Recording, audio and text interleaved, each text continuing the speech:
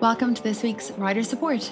This week, it's all about the Tour de France. We're going to preview the main stages you need to tune in for, the best of the sprinters, the GC battles, plus all the tech that's got us excited at this year's Tour.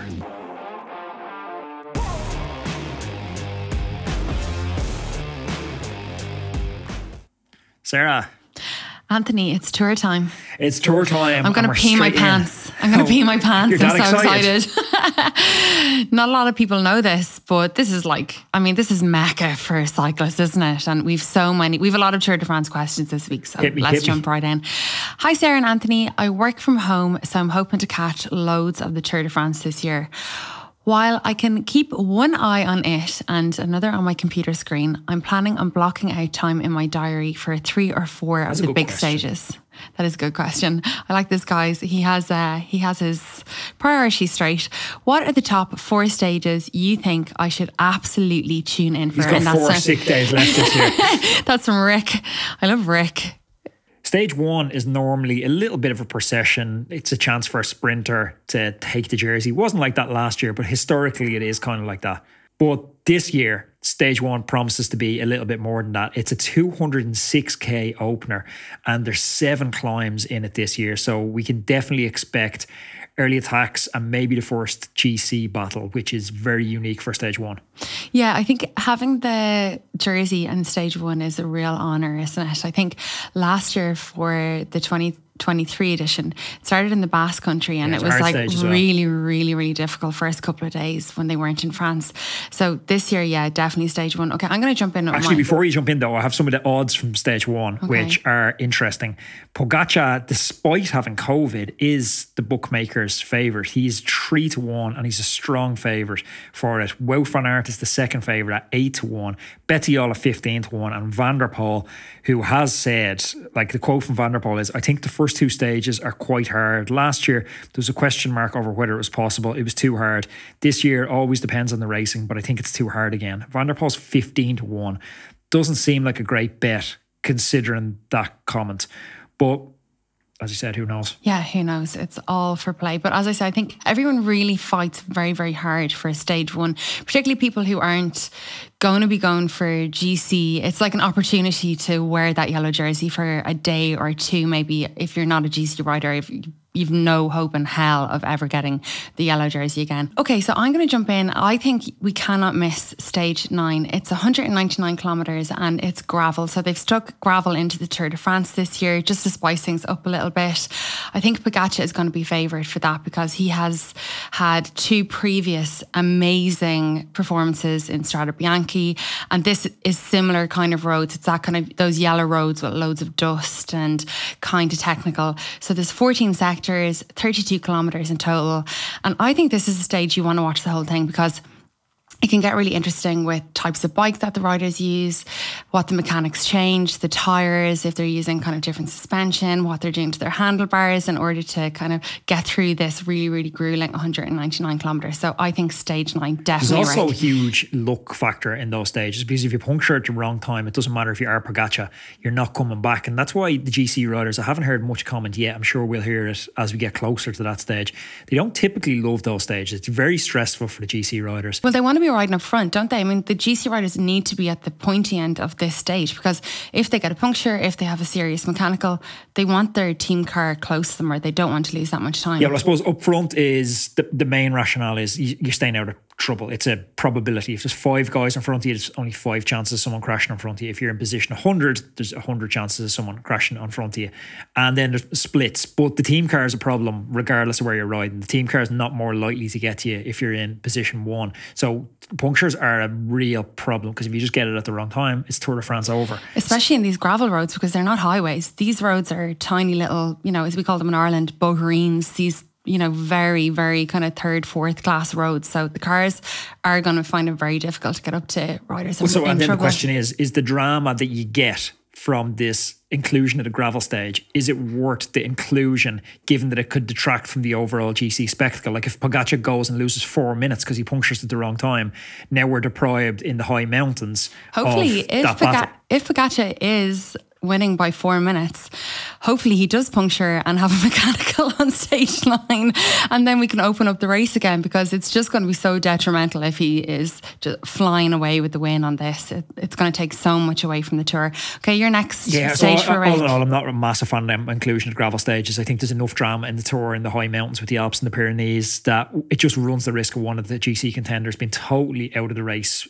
Also potential to go down to crash, broken collarbone, etc. But I'm going to go for my last pick, stage 15, and that is up to Plateau de Boyer. If I was picking out a Queen stage, that's probably the Queen stage for me this year. There's over 4,000 meters of climbing, 5 ascents, and then the finish on Plateau de Boyer, which has been in the past a real game changer in the Tour de France.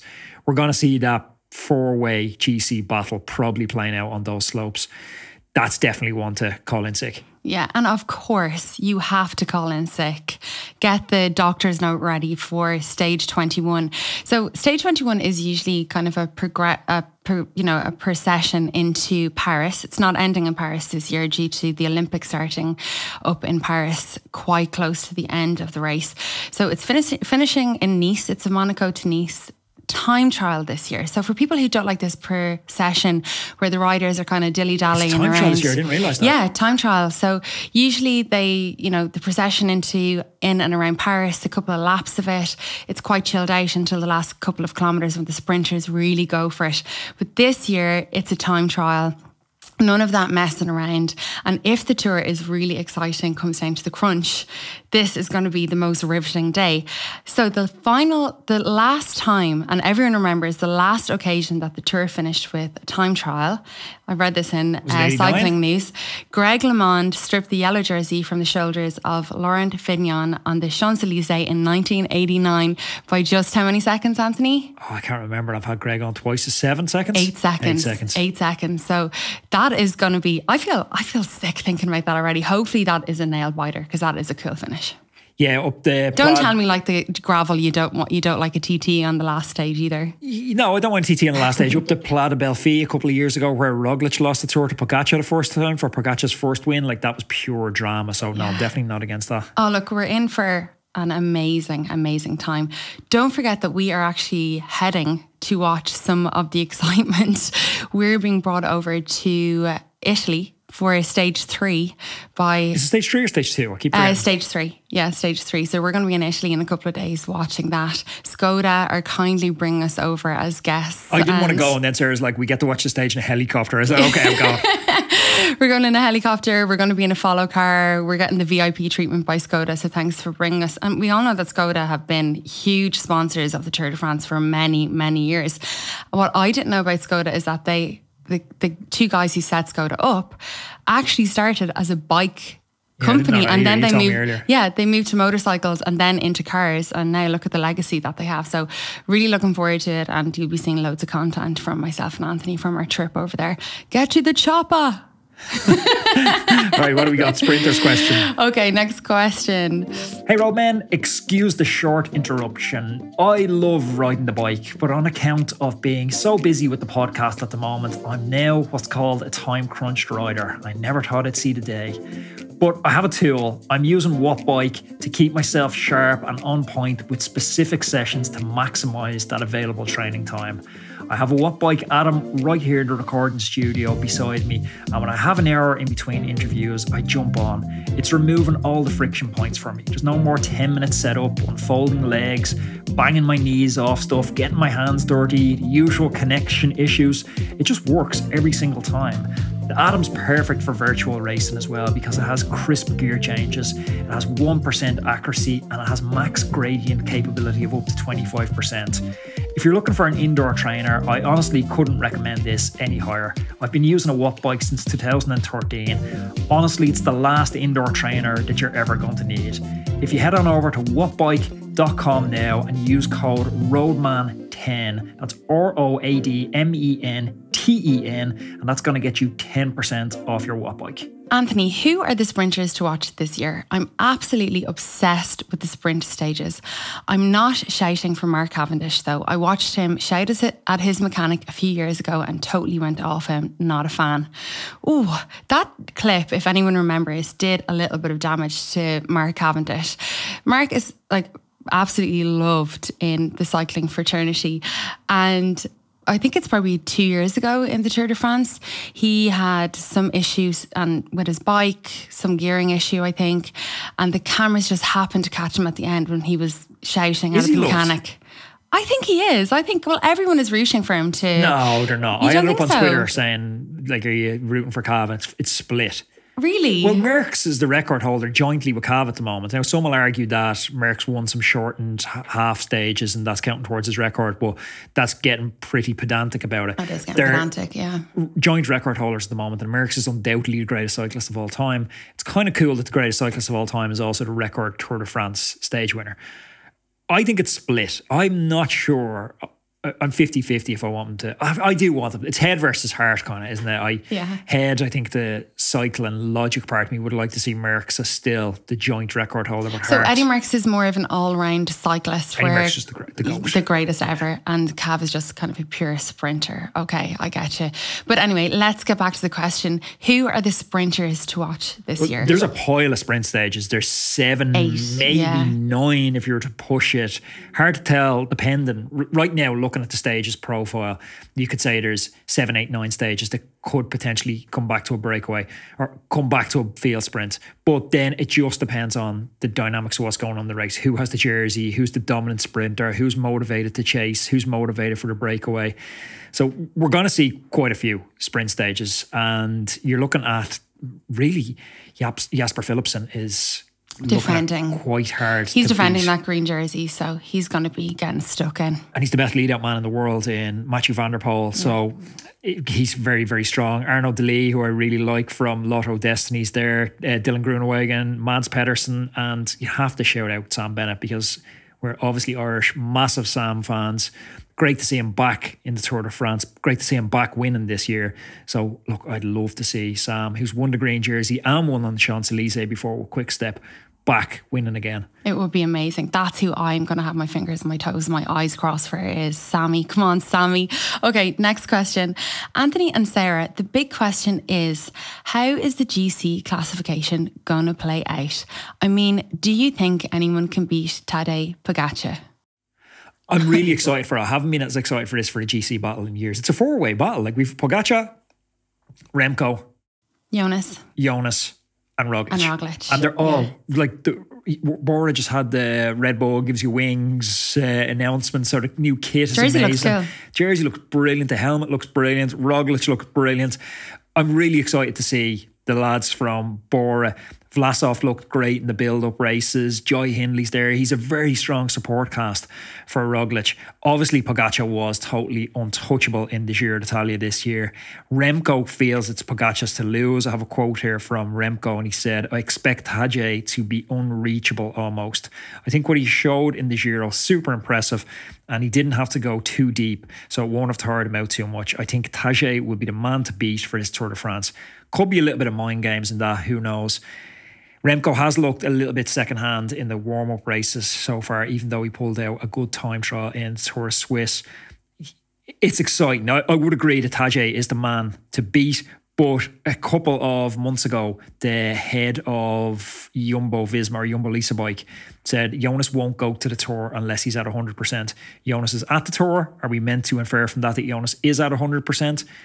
I think it's going to be a 2-horse race for me between Jonas and Tadej. Yeah. I don't think anyone's going to be surprised by your answer there. Of course, I would love to see Roglic.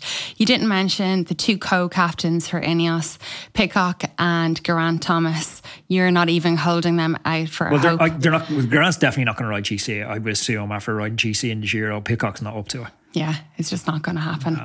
Okay, there you go. Actually, Tadej had COVID during the week. I only seen this earlier on today. He said, I have a quote from him here, "It's not serious anymore, especially if your body's already had the virus before, and I've had it once or twice." He said he caught it about 10 days ago. It wasn't too bad. It was just like a cold and it passed like he missed a couple of training days, but who knows what effects that has on the body as well. So that's something else to throw into the mix. Yeah, absolutely. Remco's masked up in the press conference, obviously mad paranoid of catching it. Well, Jumbo Visma have like a crazy tight protocol for this year's Tour de France because, as we know, Sepp Kuss is out of the Tour because he has COVID, which is really disappointing because I absolutely love watching Sepp Kuss nose breathing as he's like fighting his life out for everybody going up those hill climbs. So I'm going to miss Sepp this year for sure. Okay, next question. Anthony and Sarah, have you seen any amazing new tech lined up for this year's Tour de France?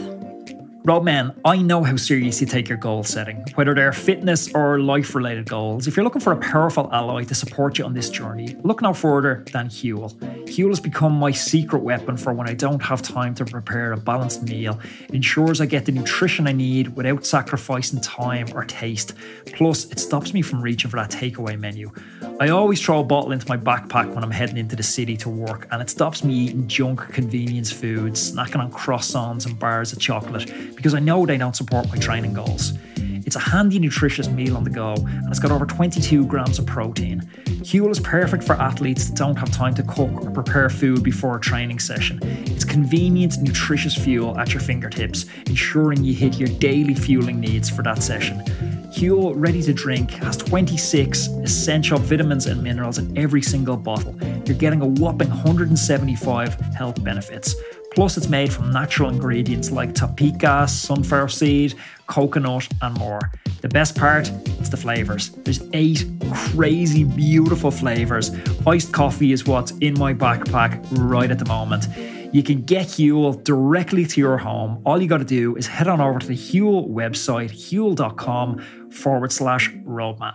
Cav's bike is pretty amazing. It's the Veloforte, probably must pronounce that, SLR. That looks really amazing. It's been up on Instagram doing the rounds. There's a new Trek as well, which you're seeing Mads Pedersen is rocking. Some of the tyre tech I'm super excited to see as well. Lads playing around with different tyre widths, a narrower one on the front for aerodynamics and a slightly wider one, as we're seeing those trends in the last few years on the back. I am really excited to dig into the time trial tech though when the TT stages roll around. That's really where I geek out on it. Nothing has massively caught my eye so far this year, apart from the flashy paint jobs and the slightly upgraded bikes. What about you? Yeah, I read a really interesting article on Velo actually, and apparently one of the teams, Israel Premier Tech, is partnering with a company called Senna to solve the issue that a lot of teams have with communication between the riders and the car. So Senna, apparently, I've never heard of them before, but they do a lot of communication systems for boats, and yeah, they're very, very well established. And instead of having that huge big pack in the back of the jersey, which can be quite dangerous if the cyclist falls, if there's a crash, and then also apparently it's awful. You've raced with race communication before. It doesn't really work very well. It doesn't work very well, yeah. So apparently this is going to be fantastic, and it's just got a small nodule that sits at the back of the helmet, and from there this small wire with the mic connects to the mouthpiece. So apparently the mouthpiece? Oh, earpiece. The earpiece, sorry. So it's groundbreaking and very, very clear. It's going to be a microphone like this. A little fuzzy thing. The other thing, of course, that is going to show, and we were seeing it trickling in over this last season, is the temperature regulating technology.